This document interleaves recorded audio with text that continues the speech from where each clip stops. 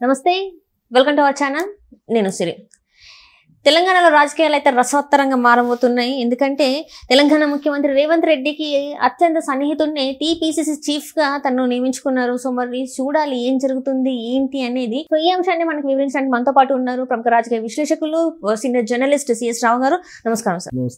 ఇప్పుడు చూస్తుంటే తెలంగాణలో రాజకీయాలు చేంజ్ అయిపోతున్నట్టు, ఆ రాజకీయ పరిణామాలు కొంచెం రసవత్తరంగా ఉండబోతున్నాయి అని చెప్పేసి, అంటే రేవంత్ రెడ్డి గారు తీసుకున్న నిర్ణయం ఏదైతే ఉందో టీపీసీసీ అధ్యక్షుడిగా తనకు దగ్గర వాడని నియమించుకోవడం వల్ల ఇప్పుడు కొంచెం మరి మారే అవకాశాలు ఉన్నాయంటారు. ఏమంటారు మరి? ఇప్పుడు ఒకటేంటంటే కాంగ్రెస్ పార్టీలో మొదటి నుంచి కనుక మనం అబ్జర్వ్ చేస్తే కనుక ముఖ్యమంత్రి ఒకళ్ళు ఉంటారు, పిసిసి అధ్యక్షుడు ఇంకొకళ్ళు ఉంటారు. సామాజిక వర్గ పరంగా ఒక సామాజిక వర్గం అటు ఉంటే ఒక సామాజిక వర్గం ఇటు ఉంటారు.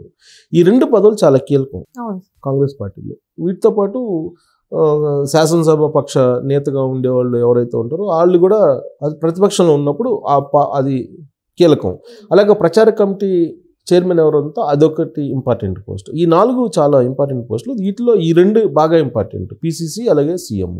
అధికారంలో కాంగ్రెస్ పార్టీ ఉంది తెలంగాణలో. కాబట్టి ముఖ్యమంత్రి గారు రేవంత్ రెడ్డి ఉన్నాడు కాబట్టి బీసీలకు ప్రాధాన్యత ఇవ్వాలనే ఉద్దేశంతో బీసీకి మహేష్ కుమార్ గౌడ్కి ఇవ్వడం జరిగింది. అసలు మహేష్ కుమార్ గౌడ్కి పీసీసీ ఇప్పించడంలోనే రేవంత్ రెడ్డి తన హవాని మరొకసారి నిరూపించుకున్నారు. ఎలా అంటే వాస్తవంగా రేవంత్ రెడ్డికి చెక్ పెట్టాలని చెప్పేసి ఒక వర్గం, ఒక గ్రూపు కాంగ్రెస్ పార్టీలో ప్రయత్నం చేసింది. ప్రయత్నం చేసి పాత కాంగ్రెస్ అంటే అనాదిగా కాంగ్రెస్ పార్టీలో ఉంటున్నటువంటి వాళ్ళు ఎక్కువ మంది మధుయాష్కి గౌడ్ని పీసీసీ చీఫ్గా చేయాలి అనేటువంటి అభిప్రాయాన్ని వ్యక్తం చేస్తూ ఏఐసీసీకి తెలియజేశారు. కానీ ఏఐసీసీ గతంలో మాదిరి కాకుండా ఈసారి భిన్నంగా ఆలోచించింది అని చెప్పొచ్చు ఈ నియామకం ద్వారా.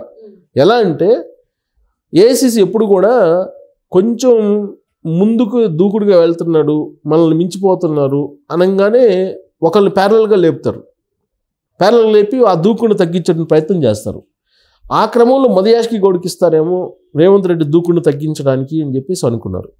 కానీ రేవంత్ రెడ్డి ఎవరికి కావాలనుకున్నాడో పీసీసీ వాళ్ళకే ఆ పదవిని ఇచ్చారు ఏఐసీసీ. అంటే రేవంత్ రెడ్డి మీద అపారమైనటువంటి నమ్మకం కాంగ్రెస్ పార్టీకి అధిష్టానానికి ఉంది అని చెప్పి మనం భావించవచ్చు. ఈ మధ్యకాలంలో జరిగిన రెండు పరిణామాలను గమనిస్తే రేవంత్ రెడ్డి అతను వద్దనుకునేంత వరకు, ప్రజలు వద్దనుకునేంత వరకు ఆయనే ముఖ్యమంత్రి అని చెప్పచ్చు. ఎలా అంటే హైడ్రా ఏర్పడినప్పుడు కాంగ్రెస్ పార్టీకి సంబంధించినటువంటి వాళ్ళయ్యే అనేక మంది కూల్చేశారు ఆక్రమణలు. దాని మీద చాలామంది కాంగ్రెస్ పార్టీ అధిష్టానం దగ్గర ఒత్తిడి తీసుకొచ్చారు. దాంట్లో ఆంధ్రప్రదేశ్కి సంబంధించినటువంటి Congress party leader Pallavaraju, KVP వీళ్ళు కూడా ఉన్నారు. హైడ్రాని పెట్టి అడావుడి చేస్తున్నారు రేవంత్ రెడ్డి, హైడ్రాని మానుకోమని చెప్పి ఒత్తిడి తీస్తూ ఏఐసీసీ దగ్గర నుంచి దాన్ని మానిపించాలని చెప్పి చూశారు. ఆ సందర్భంగా రేవంత్ రెడ్డిని ఢిల్లీ కూడా పిలిపించారు. ఢిల్లీ వెళ్ళి ఆయన ఈ హైడ్రా పెట్టడం వెనక ఉండేటువంటి ఉద్దేశాన్ని చెప్తూ వీళ్ళు అసలు ఎందుకు వద్దంటున్నారనే దాన్ని కూడా వివరిస్తూ వీళ్ళు కాంగ్రెస్ పార్టీకి ఏం చేశారు కేవీపీ అలాగే పల్లవరాజు అనేది కూడా పలానప్పుడు ఇది కాంగ్రెస్ పార్టీకి వీళ్ళు ఈ విధంగా ఇబ్బంది పెట్టారు పరోక్షంగానే మొత్తం ఎక్స్ప్లెయిన్ చేశారు. ఎక్స్ప్లెయిన్ చేసిన తర్వాత కన్విన్స్ అయ్యాడు రాహుల్ గాంధీ. కన్విన్స్ అయ్యి హైడ్రాని కొనసాగించండి అని చెప్పి గ్రీన్ సిగ్నల్ ఇచ్చేసి వెంటనే ఢిల్లీ నుంచి హైదరాబాద్ వచ్చారు. మొత్తం ఎన్కన్వెన్షన్ కొట్టేశారు. అది ఒక అచీవ్మెంట్ ఇటీవల కాలంలో రేవంత్ రెడ్డి ఢిల్లీ కాంగ్రెస్ నుంచి సాధించింది. రెండవ అచీవ్మెంటు మొన్నటి వరకు ఏం జరిగింది, అనేక మంది పీసీసీ అధ్యక్ష రేసులో ఉన్నారు అని చెప్పి ప్రచారం వచ్చింది. లాస్ట్కి వీళ్ళిద్దరిలో ఒకటయ్యే అవకాశం ఉంది, మధుయాష్కి గౌడ్ లేదా మహేష్ కుమార్ గౌడ్ అని చెప్పి లాస్ట్కి ఇద్దరి దగ్గర ఆగిపోయింది. వీళ్ళిద్దరిలో ఎవరికి ఇవ్వాలి అనే దాని మీద బట్టి విక్రమార్కని, ఉత్తమ్ కుమార్ రెడ్డిని, కోమటిరెడ్డి వెంకటరెడ్డిని, రేవంత్ రెడ్డిని అందరినీ పిలిపించి మాట్లాడింది ఏఐసీసీ ఢిల్లీకి. మాట్లాడినప్పుడు ఎక్కువ మంది మధుయాష్కి గౌడ్కి సపోర్ట్ చేశారు. ఒక్క రేవంత్ రెడ్డి మాత్రమే మహేష్ కుమార్ గౌడ్కి ఇవ్వమని చెప్పి అడిగారు అని చెప్పి తెలుస్తుంది. సో అల్టిమేట్గా మహేష్ కుమార్ గౌడ్కి ఇచ్చారు. అంటే రేవంత్ రెడ్డి సాధించినటువంటి రెండవ విజయం ఢిల్లీలో అని చెప్పి అనుకోవచ్చు కాంగ్రెస్ పార్టీ వైపు నుంచి. సో ఇలా ఎందుకు కాంగ్రెస్ పార్టీ ఇంతకు ముందు కంటే భిన్నంగా వ్యవహరిస్తుంది అని అంటే గతంలో ప్యారలల్గా ఒకరి పవర్ని చెక్ పెట్టడానికి ఇంకో పవర్ని క్రియేట్ చేసేవాళ్ళు. ఈ ఇద్దరు పవర్ని చెక్ పెట్టడానికి ఇంకో పవర్ పాయింట్ని క్రియేట్ చేసేవాళ్ళు. ఈ ముగ్గురు చెక్ పెట్టడానికి ఇంకో పవర్ పాయింట్ని క్రియేట్ చేసేవాళ్ళు. దానివల్ల కాంగ్రెస్ పార్టీ నష్టపోయింది అనేటువంటి అభిప్రాయంతో పాటు రాహుల్ గాంధీ నేతృత్వంలో కాంగ్రెస్ పార్టీ గతానికి భిన్నంగా వ్యవహరిస్తుంది అని చెప్పడానికి ఇప్పుడు నియామకం ఒక ఉదాహరణగా నిలుస్తూ ఉంది. సో ఇప్పుడు రేవంత్ రెడ్డి పవర్ఫుల్ అయిపోయారు. ఇప్పటివరకు పవర్ఫుల్, ఇంకా మరింత పవర్ఫుల్ అయిపోయాడు ఇప్పుడు తెలంగాణలో. వాస్తవంగా రేవంత్ రెడ్డి హవా తగ్గించడానికి ప్రత్యర్థి పార్టీలు కూడా ప్రయత్నం చేస్తున్నాయి. Even BJP, BRS party Congress party వాళ్ళతోటి చాలా సన్నిహితమైన సంబంధాలు ఉన్నాయి ఢిల్లీలో. అటువైపు నుంచి కూడా ప్రయత్నం చేశారు, కానీ లాస్ట్కి విన్నర్గా రేవంత్ రెడ్డి మిగిలారు ఈ విషయంలో. సో ఇలాంటి నియామకం ఎందుకు చేపట్టారంటే ప్రత్యర్థి పార్టీలు వేసేటువంటి అడుగులను కూడా కాంగ్రెస్ పార్టీ చాలా కీన్ అబ్జర్వ్ చేస్తుంది ఈ మధ్యకాలంలో. ఢిల్లీ కాంగ్రెస్ ఎవరైతే పార్టీకి పనికొస్తారో, ఎవరైతే పార్టీకి యాక్టివ్గా పనిచేస్తారో వాళ్ళకే ప్రాధాన్యత ఇస్తుంది తప్పితే గతంలో మాదిరిగా అక్కడ పోయి లాబింగ్ చేసుకునేటువంటి వాళ్ళకి అవకాశం రావడం లేదు.